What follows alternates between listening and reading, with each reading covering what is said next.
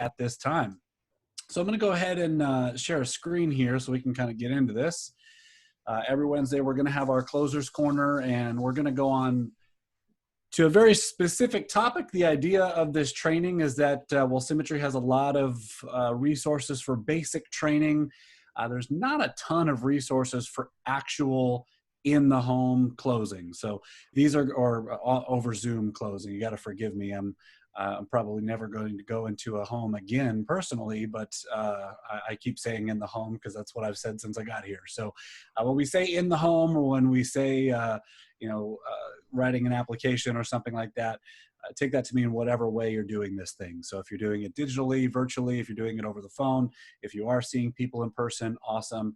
But we just want to focus on going in the home, helping people, getting online, helping people, and the actual tidbits of information that you're going to need to be successful. And we're not really going to spend time focusing on kind of the broader basics. We're going to get really specific and hopefully have some time to do some role play. So we should have probably 30 minutes of training or so, and then have some people be able to chime in and actually do some role play and see if we can help you get better. So just a quick disclaimer. The prerequisites, if you will, for this training. Okay, I'm not saying that anybody has to leave, but I'm saying that if you're not already doing these things, nothing that you'll hear on this training is going to help you. Okay, so if you're not making minimum 300 dials per week, you should probably get off this training and start making dials. Right? Yep. Is really what you should be doing, right? If you're not booking 12 to 15 appointments a week, it doesn't matter what you learn in this training because you're not going to see enough people to actually apply it. If you don't have a solid understanding of the basics, role and purpose, a financial fire drill, the why, critical period concept, you're going to want to go through a lot of the basic training that's available for you on the Symmetry website, on Symmetry U, on SoundCloud, on all of the, there's hundreds of audio files that are dedicated specifically to the basics of the real system. And to get the most out of this training and future trainings is going to be if you already have a pretty good solid understanding of how to do a role and purpose, how to do a financial fire drill. So if you're new on this, we certainly welcome you to stay. We're certainly not kicking anybody off. We're glad to have you. And hopefully you'll come back after you've managed to do some of these things, because unfortunately, I think a lot of people think you're going to jump on a training like this and you're going to hear something that just opens up the sky and checks just start raining from the heavens and you buy your Lamborghini. But it's just not going to happen until you learn the basics and you actually put in the work to do it. Also, prerequisite, highly suggest reading 2 books. These are pretty universal books that are suggested in Symmetry. The first one is Go for No. We're actually going to talk a lot about that today. That's more of like an informational leaflet than it is a book. It's only about 50 pages. You can probably get it done in 90 minutes. Incredible sales book. So Go for No. It's like $3 on Kindle. You can get the audio book from Audible. It's I think it's like $6 or $7 paperback direct from Amazon, and also The Slight Edge. So those are 2 books that are going to be crucial to your success throughout Symmetry, but definitely for these types of training. So new agents, first, you're going to want to go on to the SFG Life website, go through the telesales training webinars on the training tab, go through Symmetry U, get yourself logged into SoundCloud, get yourself familiarized with the basics of the role and purpose and the fire drill and the why and the critical period concept and all of that great stuff. And then hopefully these trainings will have a little bit more context and make a little bit more sense to you, right? So today's training is going to be asking for the business is what we're going to be talking about today. And why are only 8% of people top performers? It's actually a pretty interesting equation, and it comes from Go for No. So this is directly from Go for No. And the issue with most new agents is that by the time most new agents get to the part of the presentation where they're asking for the business, most top performers have already asked for the business 4 to 5 other times. Okay, so by the time you as a new agent are presenting prices and going, which one of these fit best for your family, a top performer has already asked for the business 4 to 5 times. So that's really what we're going to be talking about today. In the book Go for No, here's what we learned. 44% of people, salespeople, will give up after the first no. 22% will give up after the second no. 14% will give up after the third no, and 12% will give up after the fourth no, which leaves 8% left. So 60% of all customers say no 4 times before they say yes, right? So this is why there's only 8% top performers, because 8% of people are asking for the business enough time for the average person to say yes, because we're trained as human beings to say no and to deflect salespeople and to dodge and, you know, to be skeptical and to think about things and to weigh them out and to compare options. And that's just how we're trained as human beings. And so it takes 4 to 5 times before the average person is going to say yes. And 8% of people are doing it, right? So how do we get you better at asking for the business multiple times? And so I am going to introduce our kind of trainer for the day, elite producer Keith Jeffrey Fonseca, DJ Jazzy Jeffrey, according to Brandon Ellison. And Keith's going to run through, as kind of one of those top producers, one of those, you know, top performers, where specifically in our process we are asking for the business multiple times, so that when we get to the end of the presentation and we ask for the business for the 5th or 6th time, it happens, right? And we're not just getting a no and leaving with our tail between our legs. So I will turn it over to Senor Fonseca. Take it away, my friend. Muchas gracias, senor. Thank you for that introduction, Ryan. I am Keith Fonseca. My alter ego, as most of you know, is DJ Debt Free. I like having fun, right? And I want to welcome you to this training. I want to sort of throw a little bit out at you. And between 2018 and 2019 at Symmetry Financial Group, I probably wrote about $20,000 of business, and 16 of that was my parents. So for an entire year, I was afraid of the word no. So far, between not even July 2019, in 2020, I've written close to $260,000 in business and issued, I don't know, about 85% of that. And it was this simple switch. Thank you, Michelle. It was this simple switch that's made all the difference for me. So let's start with a first question. Why do we not ask for the business, right? Number 1 is insecurity. Insecurity. Number 2 is fear of rejection. Fear of rejection. Number 3 is ego. Now, I know a number of you are furiously writing to take notes. I am doing my best to record this. We are live on Facebook, so I can provide it at a later date. So if you can tune in, please tune in, okay? First thing is, there were some ground rules for today, and part of that was the development of being able to ask for the business. So I'm currently looking at 8 people who are not on camera, who are not on Zoom, 1 who's driving, and some of the ground rules were, right, I've got to be sitting at a computer, on camera, ready to interact. If I can't do that in a Symmetry training, how can I expect myself to be able to do that in an appointment with people and put up against insecurity, ego, and fear of rejection? And I want to tell a quick story from Go for No that talks a little bit about this, and they bought the rights to this book, right? So I'm going to summarize the book in the next maybe 45 seconds. A little girl, she's 5 years old. She asks her dad, "Hey, Dad, can I get a cookie?" Dad says, "No, you don't need a cookie." About 15 seconds later, "Hey, Dad, can I have a cookie?" No, it's past your bedtime. You can't have a cookie. About 15 seconds later, "You know what, Dad, can I have a cookie?" Listen, you're not getting a cookie. Stop asking me. It's not time for a cookie. About 15 seconds later, "Hey, Dad, can I have a cookie?" I've already told you, you can't have a cookie. You're not getting a cookie. About 15 seconds later, "Hey, Dad, can I have a cookie?" "All right, damn it, here, take the cookie." That's Go for No. That little girl never felt insecurity. She didn't care about rejection. She had no ego. That's a 5-year-old. That is go for no, right?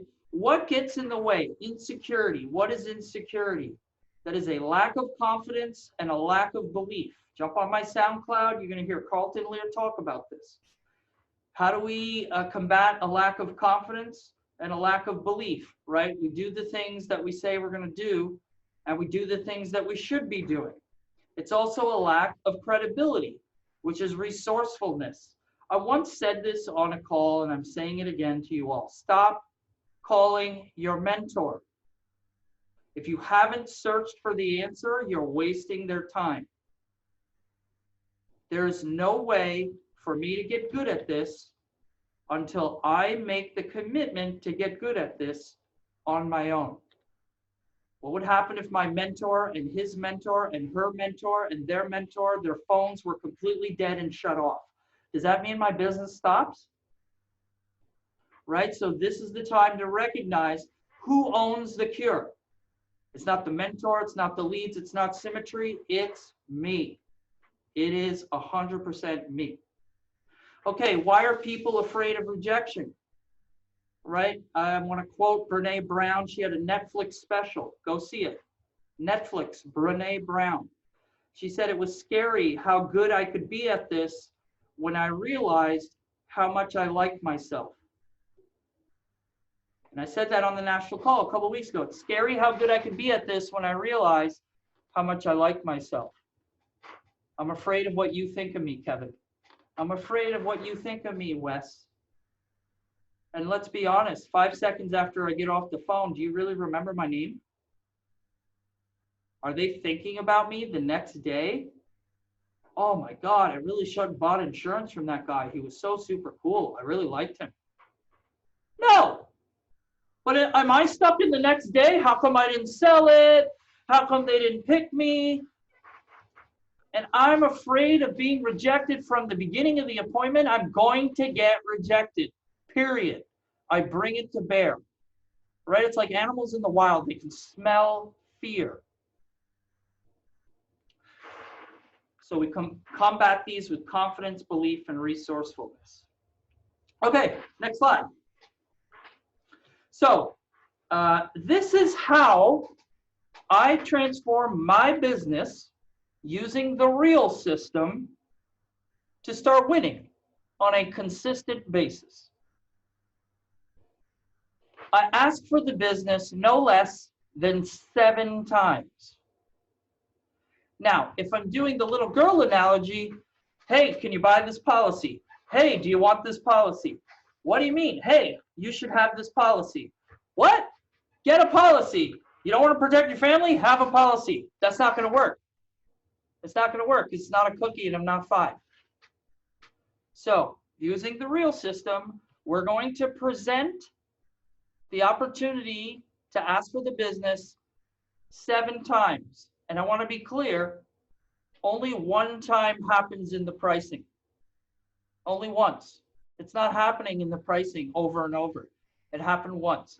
Okay, let's go to the first spot. The first thing I do is I show the lead. Now, can I share while you're sharing? Yes, I can. So let's go over to, I made a presentation of my own. Not that Symmetries doesn't work. Ryan uses Symmetries and has a ton of success. Here's my presentation. Keith Fonseca, DJ Defree uses this presentation every single time. Here's the lead. As soon as I open the appointment, I ask him a question. What was your goal on this appointment? What did you want to have happen? Because, hey, I want to focus on that. Now, what are they going to say? Well, I want to protect my mortgage and protect my family. Okay, cool. This is where everyone fails who is not having success to ask for the business. They move on. We have to go 3 to 4 layers deep at every point. So at this point, I'm asking them, why? Why is it important to protect your family? Seems like an obvious question, right, Levi? Right? It's important to protect my family because I love my family. But guess what? I want them to say it. They have to say it. Well, it's important to me that my family's protected Should something happen to me, the house is paid off. Why? Why is that important to you that the house is paid off? Are you saying that they can't afford to stay in the home if something happens to you? Yes. I know that they won't be able to stay in the home in case something happens to you. All right, then we should probably put something in place in case something happens to you. Would you agree? Now, by a show of hands, 2 hands, how many people just heard me ask for the business? Right? Don't fake me if you didn't hear it. If it's so important to you to take care of your family, if something happens to you, then we should probably put something in place today in case something happens to you. Wouldn't you agree? Point number 1, we just asked for the business. If they agree, they just told me they want insurance. Too many people get to this spot and are going, I hope they don't say they want quotes. I hope they don't say they need to, they're just looking for quotes. I hope is not a strategy. You heard Ryan Federico say that. I hope is not a strategy. All right, next one. Forgive me if I'm shouting. It's been an amazing day and I get very passionate and excited about this because there was a time I felt like many of you, I can't sell. No one will buy from me. Point number 2 of why no one buys from me. I didn't ask for the business the second time. I'm asking for the business and the role and purpose. I learned this from this guy I used to work with at a construction company who worked with ADT and went door to door. And he would knock on the door and they would open the door and he'd go like this, hey, and he'd shake his hands like this. On every appointment, I do the same thing. Hey, I'm not here to sell you anything. And I start shaking my hands. Right? You see me. I'm not here to sell you anything. Whether they think that's true or BS doesn't matter. Now I go into my role and purpose. Have you studied a role and purpose? Do you have a role and purpose? Have you practiced your role and purpose? Is your role and purpose strong or is it weak? Look, my role here is I'm a field underwriter. My job here is to take some medical information, some finance. And listen, this is Keith's role and purpose. It doesn't have to be yours, but in fact, it's the symmetry, role, and purpose. That's where I learned it. My job is to take your medical information, your financial information. I have 30 or 40 carriers at my disposal. So what we're going to do is we're going to find a program that works best for you, right? And then I'm going to present you a couple of options. You're going to pick one. Then we're going to fill out an application because we don't know if you'll qualify. How does that sound, Ken Schubert? Right? Okay, Ken Schubert gave me the thumbs up. 2 hands if you just heard me ask for the business again. We're going to fill out an application because we don't know if you qualify. Times number 2. Now that was a short version of my role and purpose. I'm not doing a role and purpose for everybody here to write it down. It's the point. You have to have your own. Okay. Point number 3. And we're going to role play these because I know some of you hit some stumbling blocks right there, right? When I say we're going to fill out an application and see if you qualify, and they go, no, I'm only looking for quotes. We're going to cover that later. Great. Point number 3, the financial fire drill. Okay, there are amazing audios on financial fire drills. I'm not going to run through what is a financial fire drill and how does it look. I'll just quickly show you mine. Back to Deborah Seeley. Now, I do credibility. It's part of my role and purpose. I'm licensed in 25 different states. Here's your state, blah, blah. I show them pictures of my brother. My brother passed away in 2016 of kidney disease, kidney failure, and his mortgage protection paid off my parents' home, so my agency is named after my brother. Then I go, oh, by the way, this is my other brother, Eric, who found him. That's Eric's wife, Sunita. Sunita passed away 4 months ago in the same home, in the same manner. And then I go like this. And for those of you shaking your head, thank you. I appreciate it. But then I go like this. So when something happens, and it's going to happen, I learned that from LaShawn Toyer, and it's going to happen, I'm the one who's going to show up for you. You don't have to call the carrier. You called me. I'll get the check. You can be sure that I'm going to show up for your spouse. I do a little explanation of what is mortgage protection, old mortgage protection, current mortgage protection. We do the medical review. I ask her her concerns. I ask about her kids. I ask her occupation. We're creating a relationship so that by the time I get to the financial fire drill, which a number of you are afraid of asking certain questions. Oh my God, if I ask them their income, that's so personal, they're not going to tell me. Who's in charge here? Is it them or is it me? Did they come to buy a policy or did they come to buy leadership? I think it's leadership. So, what's your mortgage total? What's your home value? What's the equity? Blah, blah. You can see it right in front of you. By the way, for anybody wondering, that's the debt-free life financial analysis. It's right there on the paper. Are you making overpayments? Like, this is how I do debt-free life in 2 appointments. For anybody who's wondering how I flip mortgage protection. You can ask me on another day. Maybe I'll sell you my secrets for a soda or something. Okay, here we go. Deborah, I noticed that in your 401k, there's only 16,000 and you have 200,000 of life insurance from your work. How much do you have in living benefits? Like in case you had cancer and you lost your job and you couldn't pay your bills? Nothing. So if I hear you correctly, right now your bills are about 3,000. Your income's 3,350. You live there by yourself, or your spouse makes 2,000, whichever works in either scenario. So what it sounds to me like is, if you don't die, you can't take your 401k, and your work insurance won't pay, and you have no living benefits. Sounds to me like you're going to have a problem paying your bills. Is that right? Yes. So we should probably put something in place today. Would you agree? Yes. 2 hands if you just heard me ask for the business a 3rd time. Okay. Number 4. The why. Here's how I do the why.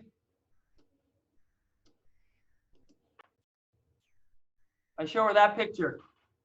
I show them all that picture. It's not about how much life insurance you need, but how much your family needs it if you aren't here. And I ask them, and by the way, if you haven't yet noticed, right, I put prompts for myself to cover certain things. I covered the think about it there, but we're going to cover it in a second because I cover it twice. Hey, Sergio, if you pass away, earlier you said, you wanted to protect your family. If you pass away, what's the plan?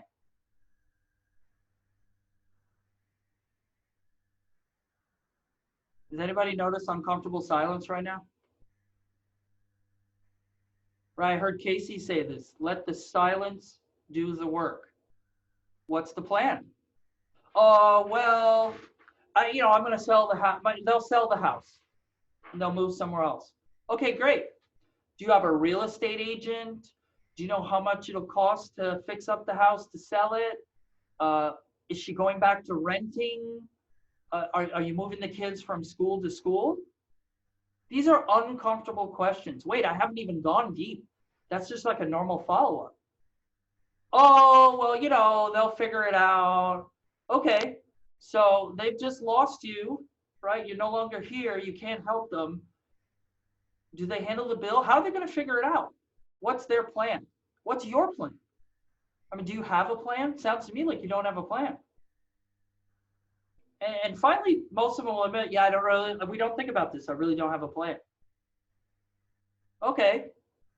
Well, if you don't have a plan, I mean, can we agree you need some coverage? Yeah. Shake your hands if you heard me ask it a 4th time. Bam, bam. All right. I'm seeing a lot of handshaking and a lot of smiles, but you didn't show up to this thing because you're closing a ton of business. You showed up to this thing because you're having trouble closing. All right. To think about it. Let me ask you a question, Sandy. I've been doing this long enough to know that when someone tells me that, and by the way, this is a recording from Corey Sizemore or Nate Alford, I forget who it is. I've been doing this long enough to know that when someone, how long have you been thinking about this, Sandy? Oh, 6 months, a year, whatever, okay. Because gosh, I've been doing this long enough to know that when someone tells me they need to think about it, see the pregnant pause, uncomfortable silence. When someone tells me they need to think about it, I mean, they need to talk about it. They need to pray about it. They need to talk to their dog about it. It just means it costs too much, right? So can we make an agreement that when I show you prices and options, if it costs too much, you'll just tell me the truth and be transparent with me and tell me it costs too much? Yeah. Okay, good. So that way I can create an option that you feel comfortable with. Is that a good thing? Yeah. Okay, great. And then we fill out the application and see if you qualify. Does that sound good? Yeah. Oh, Michelle knows what's coming. Shaking of the hands. Did I just ask for the business the 5th time? Okay, we just beat 92% of salespeople. And it doesn't even sound like we asked for the business. But we've asked for the business how many? 5 times. And every time, if they're putting up a block, right? I'm making it sound so easy. Yeah, I have to dig. I got to dig for the yes. And I got to go through the no and dig for the yes. This is where it might happen the most for everybody. Time number 6. Now I show them options. So let's go back to mine here. Okay. Well, Deborah, I just want to remind you that I represent 40 or 50 carriers. Here's some of the A-rated carriers. Some you might recognize: John Hancock, Mutual Omaha, AIG, Transamerica, yada, yada. And I'm just going over the carriers. Is anybody waiting in anticipation to see the price right now? Right? And I'm just frozen on this. I'm frozen. And I've done some research. Everything you told me, it was kind of like what we went over on the phone. So I just, I wanted to confirm it, but I do have some options to show you. Now, earlier we talked about this. There's 2 types of coverage. There's full mortgage payoff. That's where upon your death or permanent and total disability, we would pay off the mortgage. There's also mortgage payments. That's why Ryan said if you haven't listened to the critical period concept, you need to. That's what mortgage payments are. And for those of you that have been in this for a little while, I'd say about, 80, 85% of what we're writing is for mortgage payments, because most 50-something, 60-something, 70-something people cannot afford a full mortgage payoff. So how do we get them to the point where they see value? Right? So mortgage payments, that's where the policy and the protection. Notice I'm still frozen here. And it's like, come on, man, show me the price. I want this. Right? The policy protection here is going to deliver 12 months, 18 months, 24 months, 33 months of payments. Because, and by the way, I covered this earlier, right, in my own little thingy here. When you have terminal cancer, the bank only wants the next mortgage payment. They don't want the full payoff. So how many payments can we create to give your family time and space? So then I go, okay, well, the full mortgage payoff from National Life Group for a 20-year plan is $143.22 a month.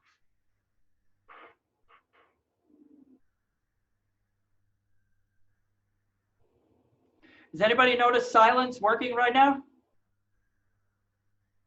Okay, about half, $125,000 of coverage for a 20-year plan is $82.50 a month.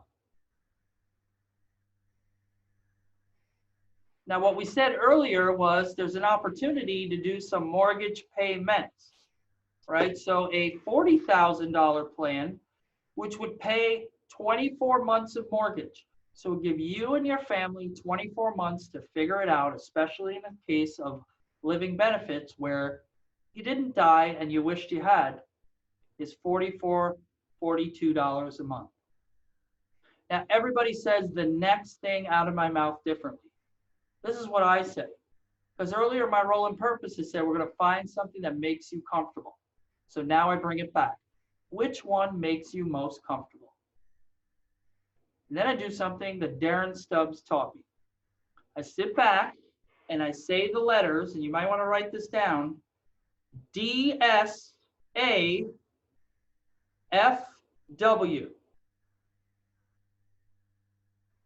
DSAFW. It stands for don't say fill in the word. Which one makes you most comfortable? And I sit back and I go DSAFW in my head. DSAFW, DSAFW. I start singing it. DSAFW, DSAFW. I'm not saying an effing word until they speak first. The first person to talk after you make a buy request loses. It's cold hard fact. Many of us will say, which one makes you most comfortable? And then we see them uncomfortable, like, because you know, the $40,000 one is a really great plan, and I really think you can afford it. But if we went to the 100 and it's over then, we lost. Why can't we stay quiet? Insecurity. When I'm saying DSAFW, I'm thinking about the hockey game later. I'm wondering what I'm having for dinner. I'm going to call Ryan. We're going to talk about sports. Like, honestly, I don't care if they buy or not.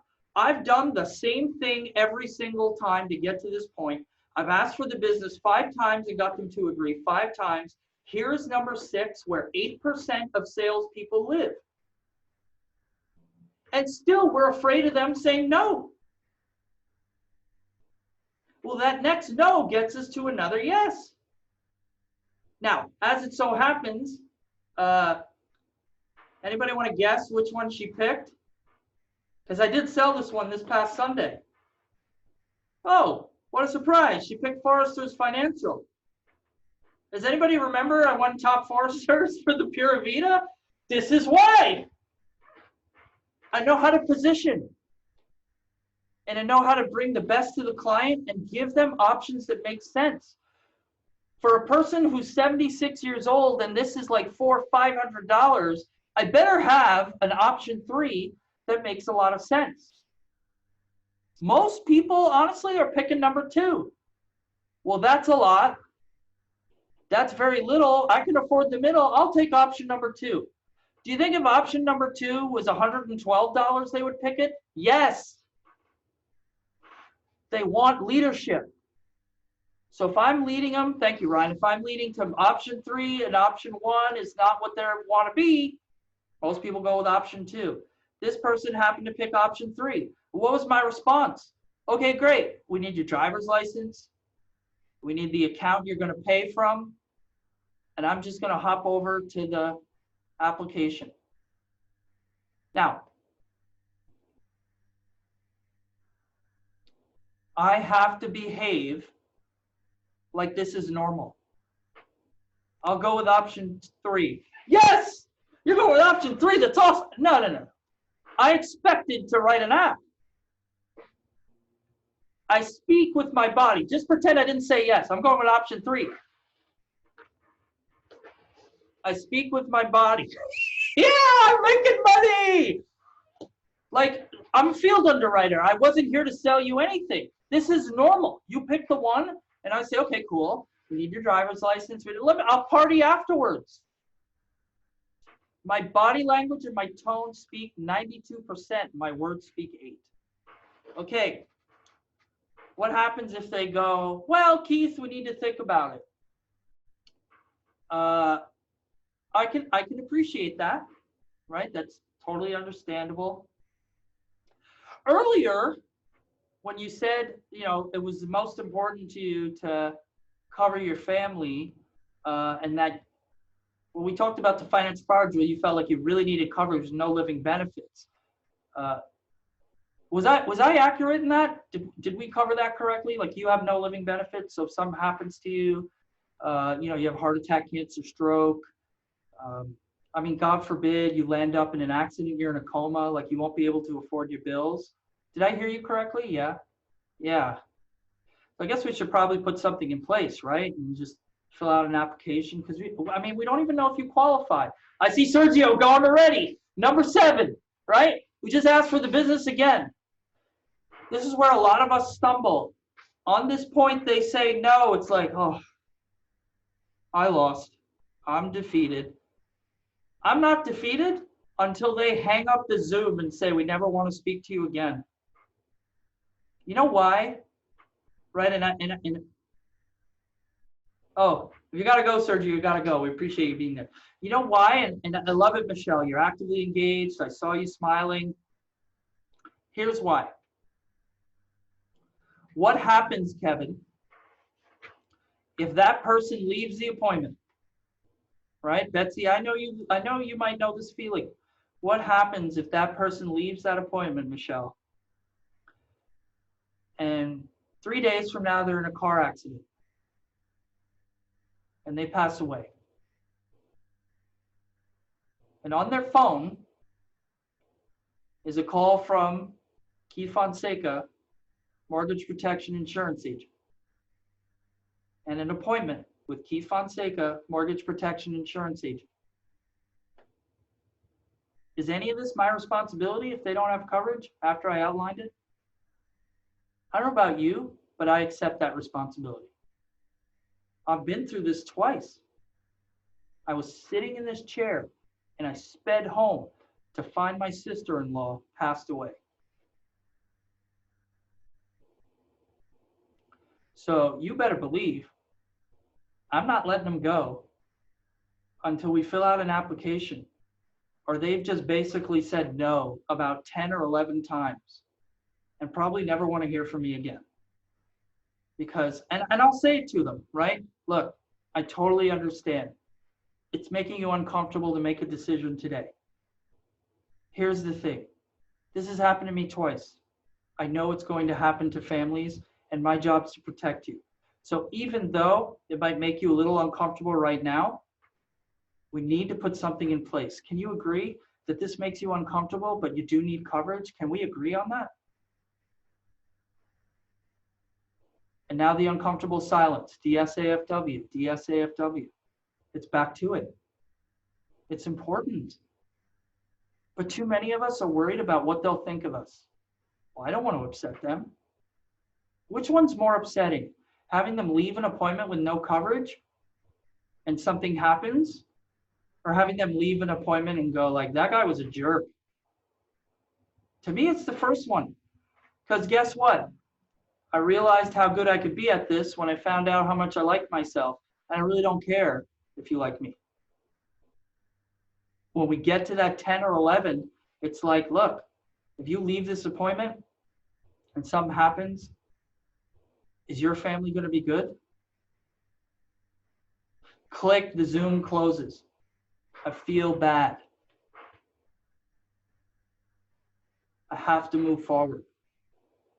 And more than enough of us, we have trouble moving forward. We have to get on the next one. We've got piles of families to protect. So I can't make this point enough, right? That it's, when I make it about me and my insecurities and my ego and my desire to be liked, then I rob that family of 100% of the experience of the best of me. All right. This is fun. Took it to a very serious. All right. That was awesome, Keith. And you know, just on that last one, I remember a time when Keith Fonseca was calling me, leaving houses in like November and December, just like losing his mind, going like, nobody will buy insurance from me, you know, and like everybody loves me so much and they say I'm such a great guy, and you know, and all this stuff. And there was a training that we took from Brian Delaney. We've actually taken it twice at conference, and I hope you all get to take it at some point in time. But there was a piece in there that was very important that pertains to this number 7, which is that, you know, when we get down to these objections, like that last objection, my true feeling is that they're not going to remember who you are. If you've been calling bonus leads and you've run into people who've had other quotes before, they don't even remember what company it is. Most people that have insurance policies don't even know what company it is or where their policy is. They're not going to remember you. You are a speck on the timeline of their life, right?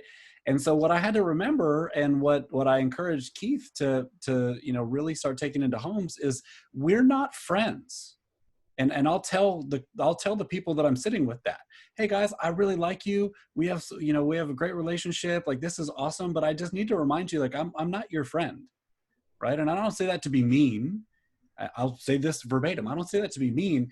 What I mean is, if you leave this house next week and you get in a car accident and you die and your family's losing their home, you're not going to look back on this appointment and go, Ryan's such a great guy. I'm so glad we met him. He's such a good friend. You're going to look back and ask, Ryan, how come you didn't do your job and get the coverage in place that you knew we needed for our family to be protected? We're not friends. I'm here to do a job for you. I'd like to have a relationship with you, but my role is to protect you. And sometimes it's going to be uncomfortable. And I apologize, but we don't talk about this stuff, right? My wife and I don't talk about it either. And I need help, and I need people to come in and sort these plans out as well. And so it's okay to call it out on the table. Everybody's going to have a little bit of a tweak in their role and purpose. Everybody's going to have a little bit of tweak in their why. Everybody's going to have a little bit of tweak in how they present options. But at the end of the day, if we're not asking for the business multiple times, and we're not going for broke in the first appointment, because if you've been around here for a little while, if you leave that appointment, you are never seeing those people again. Ever. I love when ever. Never Keith, I'm gonna get back again will you see follow up with them. We had a great rapport. They really love the prices. You will never see them again. They will be sold by a new agent who just came in and bought a bunch of 2A leads and followed up with them and sold them, right? Like, that's what's going to happen. So like, you have this opportunity right now in front of them. They want insurance, and you have to build the value this way in order for it to actually turn out the way you want it to turn out. So we're going to do just some real quick role play. We wanted to kind of throw it out there to people. Anybody who's on the call right now who is maybe struggling with one of these spaces, whether it is the role and purpose, whether it is the why, whether it is the presenting prices, whatever it is. I saw Levi kind of throw his hand up there real quick. So let me unmute Levi. Hopefully it's Levi. Maybe it's Levy. Yes, sir. Levi. All right, cool. Levi, who are you? Who are you direct to? I am direct to Jim Russman in the Weagle and Monteith hierarchy. Love them. Awesome. That's great. That's great, man. Great spot to be in. What a great pair to have leading the charge there with Jim Russman and Melissa Weagle, man. Just awesome people. So what do you feel like you're having trouble with in this particular training? What I've been having trouble with, and the reason I jumped on this call tonight, was mainly because I've been having an issue with getting more appointments for my week, because, with COVID and everything going on, I used to be able to do pretty good doing like 6-7 appointments in a week. And now it needs to be like 12, 15. So what I'm running into a lot when I'm on these calls with people now, truth be told, I do better on calls when I'm not doing video. If I'm just doing the phone, I don't know why. I feel more comfortable when I'm doing Zoom calls. I don't know if they do, but for me, I do better when it's just the phone. And I don't, like Keith was saying earlier, I make sure I keep it nice and calm. I don't get excited, or anything whatsoever. I think where I'm getting hung up at is when I get that second no. Because when I get that first no, I'm like, okay, I understand what you're saying. And then I go back. What I've noticed, Keith, which is awesome, I love how you sneak those asking for it. And I never thought of doing it that way. And it's like, and it sounds so simple when I hear you do it. I'm like, man, I'm stupid. I should have been doing that. But it makes so much sense, and it doesn't even seem like you're asking, and it doesn't seem like it's not pestering or begging or anything. You're just literally asking them the question and pretty much putting the water there and letting them drink it. If I could comment, Levi, real quickly, one thing that a lot of people skip over on Zoom because they assume it, which is different from the home, is rapport, right? We can build rapport, but how honest and how transparent and how deep am I willing to go on rapport? Because it's usually the first thing. And a real easy question to ask is your family safe and well during COVID? Yeah, everybody's good. Thanks for asking. Most of us move on. A big part of this is 2 or 3 layers deep. Okay, here's my follow-up question. Yeah, it's a really tough time for everyone. Do you know anyone who's passed away from coronavirus? Now, why am I asking that? Twofold. We're going to talk about death. Right. If I can't talk about death with you, what's the point? Everybody knows someone who's passed away. Or if they say they haven't, I'm going to say, thank God you're very blessed. Out here in New Jersey, like I know 4 or 5 people that have passed away. Now they're looking at me like, oh my God, that's terrible. Tell me more about that. Or wow, I can't believe that's really happening. What else did I just do? I just confirmed for them that people pass away. We're in an emotional state. So by the time I'm getting to the 4th or 5th time of asking for the business, we've created a bond where it's okay for me to say, let's do this business. Like, let's get you coverage. And that's really, really important to create that bond early. Yeah. Now, Levi, you know, I understand it sounds like, if I'm kind of paraphrasing your question again, hey, I'm needing to do a little bit more activity on the front end to set up more appointments because, you know, the digital stuff has slowed down for me versus going into the home. Is that kind of what you're saying? Okay. Right. So when you're doing that stuff and whether it's phone or whether it's on Zoom, I like to think about it like, you know, if anybody plays golf, right? It's you got, you know, Eric Prabula's over there sitting on his golf course. But if anybody plays golf, like you got to know how to use all the clubs in your bag, right? You want to know how to hit all the shots. So it's like, do you know how to run a phone appointment if they can't figure out how to get on Zoom and you're freaking out? And they're freaking out and you're about to lose them? Can you just go, hey, don't worry about it. Let's just jump on the phone, get a pen and a pad and you know, so that's knowing how to do the shot. So for you in your role and purpose, for example, first off, are you doing a role and purpose? Let's start there. Every single time. And in your role and purpose, is it leading into a assumption of then we're going to be filling out an application today and submitting it to the insurance carrier? Awesome. So you're doing that. What about in these other places along the way? Where do you feel like you're not doing that step? Is it you're not asking for it in the why? You're not asking for it in the financial fire drill? I think I'm not going like probably 3 layers deep on there. And financial fire drill part, I have no problem getting personal with people about what they're spending and what they have to make sure they can afford what, you know, their eyeballs are telling them that they want. And then I have no issue adjusting that with them, saying, you know, you may want $150,000 to cover, but you don't need that, you know. So that, you know, no problems there. I think I'm just getting caught up on the second no and the third no. Sure.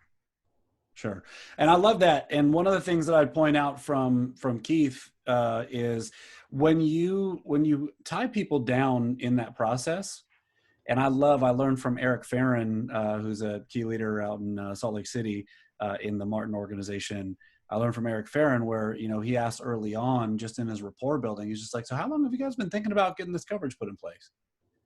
Right. And like, usually the husband will be like, well, you know, since we bought the house, and the wife will be like, what are you talking about? Like, we've been thinking about getting this for like 5 years, you know? and then, you know, at the end of the presentation, when that no comes up or that, oh, we're going to think about it comes up, he can go, Levi, you've been thinking about this for 5 years. How much longer are you going to think about this? And something that Keith Fonseca says, you probably got a drawer full of quotes since you've been thinking about this for the last 5 years. And let me ask you, if you leave this house and you die tomorrow and your wife goes to that drawer and she gets those quotes, is she going to be able to cash those in to pay off the house? What else do we need to think about here? And so it's that like, okay, so now again to that number 7. Number 7 was deflect. Hey, I understand that. Great. Reflect and go back to what we talked about earlier, and then overcome. Deflect the objection. Oh yeah, hey man, I totally understand that. Reflect, hey, earlier we talked about this. Hey, earlier you told me you've thought about this for like 5 years, right? Now overcome. Is your wife going to be able to cash in all those quotes? Well, you're thinking about it, right? What else have you been thinking about doing around this house that hasn't gotten done? I know if you're like me, man, I've been wanting to redo my backyard for about 8 years. I got quotes. I got all kinds of designs. We can overcome those objections if we set it up earlier in the conversation by asking, how long have you been thinking about this? Hey, I remember you told me. Because when I go into that why, man, like when I get deep into that why, I'm going even further than Keith said. Because when I go into what would happen if you died and they didn't have it, where would the kids go? What would they do? My next question is, man, how does it make you feel leaving the house every day and knowing that if something happened to you when you leave this house, that your family's going to be just destitute?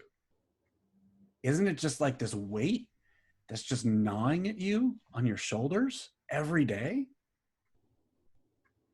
It's like, man, you want to talk about uncomfortable. Like if you can verbalize to somebody that they're walking around with a nagging, just like scratch on the back of their neck, like now when they tell you no at the end, or that, oh, we're going to think about it, or oh, we want to consider other things. It's like, man, remember just like 15 minutes ago when we were talking about you, and if something happened to you, your family was going to be destitute, and that nagging thing and having that feeling, like, wouldn't you just want to put something in and at least have some coverage put in place while you think about it?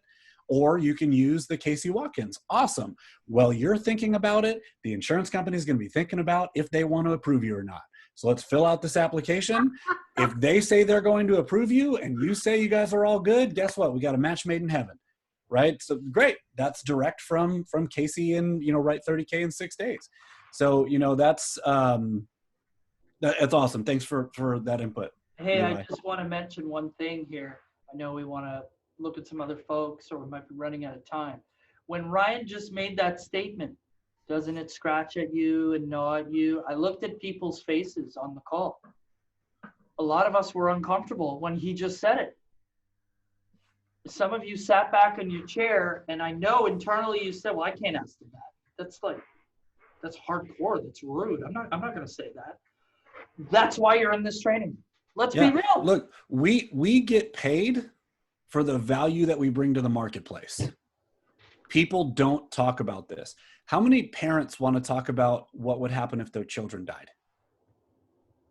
Nobody wants to talk about that. Why do you think parents are unprepared? Do you know how long most parents need to take off of work after the loss of a child? The average time is 9 months. Understandable, right? Do they have 9 months of income just sitting around if their kids died? No, because they can't even talk about what would happen if their children died. This is why we get paid. We get paid to protect people. We get paid to have these uncomfortable conversations. We get paid to really help flush this out. We send out 100,000 letters, and 1% of them, sometimes less than 1%, come back.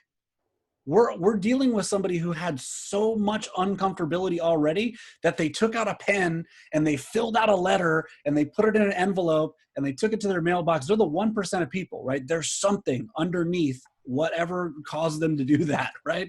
So it's all right if we expose that. We can expose it little by little along the way. And then at the end, go for broke. Right? Don't be rude. Leave them better than we found them. Don't be inflammatory. Don't tell them they're going to die. Like don't get too far down the road here, but be convicted about what we do because it's important. You know what I mean? Yeah. Anybody else? Sorry, Ryan, one thing that the way Ryan does it, or the way I do it, learned from Ryan, is a little bit different. Is it's not a statement. That's where it could come across as rude. It's a question. Right? The person asking the questions is in charge. What would happen if you left your house and something happened? Not, if you leave your house and something happens, you're screwed. That's a statement. What would happen if you left your house and something happened? Could your family make it? How does it make you feel? Isn't that just gnawing at you every day? Just like what? You're gonna feel terrible. No, God, every time that you drive on the freeway home, if somebody just swerves at like, God, do you drive like 40 miles an hour in the slow lane? Because that's how I'd be driving. I mean, these are real questions. All right. Anybody else who's, maybe not doing some of this stuff in their role and purpose, in their why, or something like that, running into issues with this kind of stuff, getting no's, getting think about it's, that kind of stuff. No, everybody's Kevin just Farrell. selling millions of dollars. I'm about to All say right, there's a lot of Kevin. fear to put a hand up here. And There you go. Michelle Flanagan. We're going Kevin. We're going to take We're all- about 5 we're more all minutes. From And the we'll rock Russman this. group. Levi, Michelle, and I are all from the Russman group. Awesome. Nothing wrong with that. We don't shy away Jim. from critiquing with those guys. Love Jim. I had one just the other day. I literally did, I got rejected several times in the conversation with the wife. And I turned it around to where I actually was filling out an application.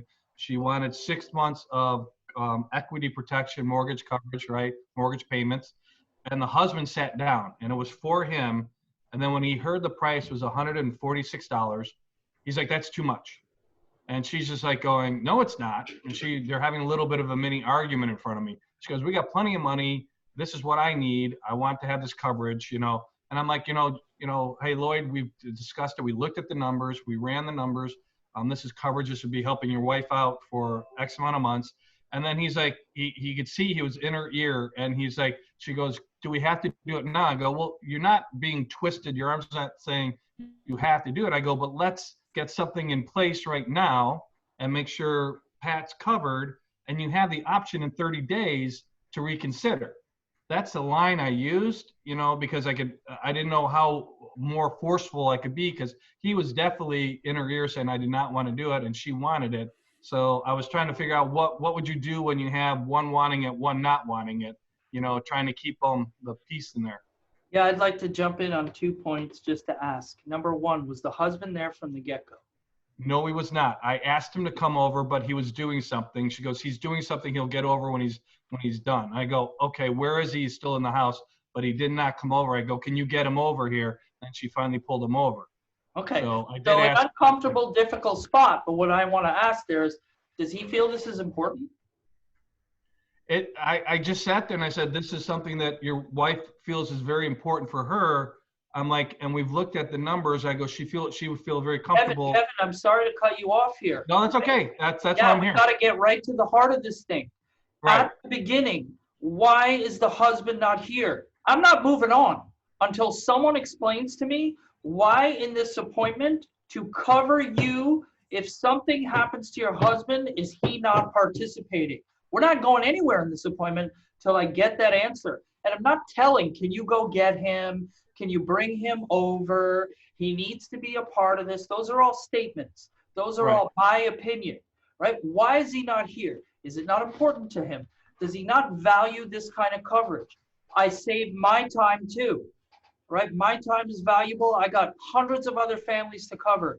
So please help me understand why I'm here at your home to help protect you. And we won't know what your husband thinks, right? Do I get an opportunity to answer his questions? Is he part of the decision-making here? Okay, second point, right? Now you're in, he's filling out the app, he's sitting down, what does this cost? So on and so forth. Can we wait, right? One time, and Tracy in New Jersey was there, and I looked at him, I go, no, you can't wait. I said, you see that little boy over there? If something happens to you, he's not covered. We need to fill this out now. Okay. Yeah, and I would only come onto that saying like, it sounds like to me, and I'm glad that Keith pulled it out. It was like, I bet he wasn't involved in the appointment from the beginning. You know what I mean? Because I'm telling you right now, 99% of the time, if a wife is pushing the agenda, that's going down, right? It's happening, but my explanation would have been if he was involved for the entire time and he wants to do it, she doesn't want to do it, happens all the time, or she wants to do it and he doesn't want to do it.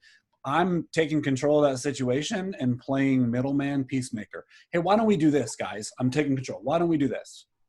I know that we're talking about applying for $150,000 in coverage. Let's just do a $75,000 right now to put some coverage in place and see if you get approved. And during the time that they're deciding on if they want to approve you, you guys can decide on what level of coverage you want. And when I come back to go over this policy with you, we'll make any changes that we want to make to it. Does that sound good?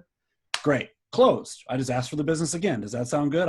I moved it around and asked for it, got it back, because at the end of the day, I certainly don't want to say, like, you guys can make your decision of if you want to keep this or not in 30 days, because they'll just cancel it almost every single time. Okay. I want to say, hey, we can adjust this coverage after you're approved. Hey, if you guys want to go up in coverage or down in coverage, I never say, but you're not going to, you can cancel this or you can not keep this coverage. It's always like, hey, you can adjust it one way or another after we know you're approved, which is true. You have a 30-day free look period that you can make any adjustments that you want after somebody's approved. And so that's normally like, if there's a split decision, hey, let me split the middle and see if I can play peacemaker in this, make them both happy. Maybe he doesn't want to commit that much and she's 100% in. Let's start here, at least get you approved. Very reasonable. My hands are like this the entire time. Very reasonable. Can't you agree? Doesn't that sound good? You know, like that's a starter package, and you can up it if you want later date. Yeah, but not using the cancel. No, I'm gonna give you what you want. I'm gonna give you your time to think about it. Okay. But I'm also gonna get an app. But yeah, let's just apply you for something that's a little bit more comfortable right now. It's the lower amount, and then if you get approved and you guys want to up it later, great. You got cool. Where's your ID? What's your middle initial? You know, it's got Sandy Ruiz and Michelle Flanagan. I don't know how much more time we have. I'm just yeah, let's go. Sandy, can you unmute yourself? Oh, let me see if I can do it. She's unmuted. Okay. Here. Hey, what's going on, Sandy? Hi, how are you guys? Thank you Hey, so much. what's up? It's awesome. Yeah. So my question is related to the role and purpose in the beginning. I usually try to tell them that we're going to write an app today, and their immediate reaction is they stop and they're like, no, we're not writing an app. Perfect. I love that one. So I don't know where to go from that. You know, it's like, okay. Well, let's do this, because that's like, personally, I'll tell you, I love that. That's my favorite one, because I know exactly where I stand. I'd rather have it happen 10 minutes into the appointment than 40 minutes into the appointment. Because now I got all the ammunition I need when I do a financial fire drill and I see that if he dies, she's definitely not keeping this house. I go, look, man, I know you said that you guys weren't filling anything out today, but I mean, do you see that, like, if you passed away, she's not gonna be able to pay for any of this? You're gonna lose this entire house. I mean, is that why you guys filled this up? Now I can throw darts the entire time at everything. I can dig into the why super hard. I mean, because he already told me up front, I'm not filling anything out. I know where I'm going. I know what I need to build. But let's do this, Sandy. Let's hear your role and purpose.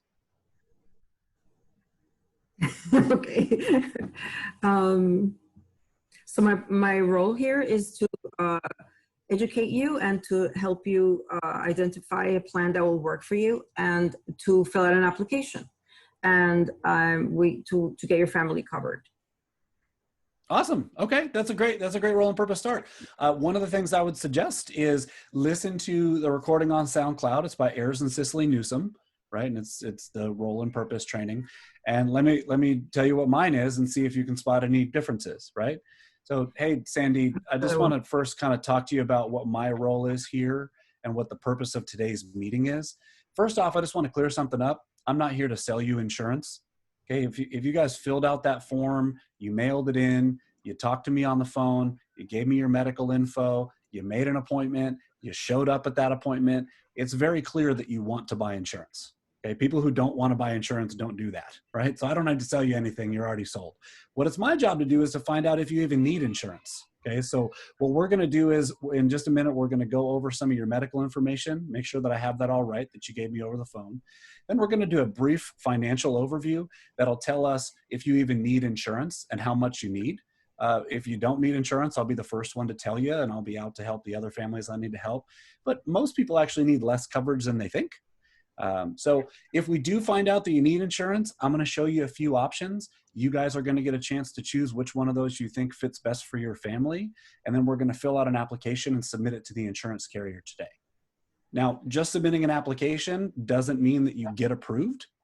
Okay, it's still going to take the insurance carrier 7 to 10 days to go through and actually approve you.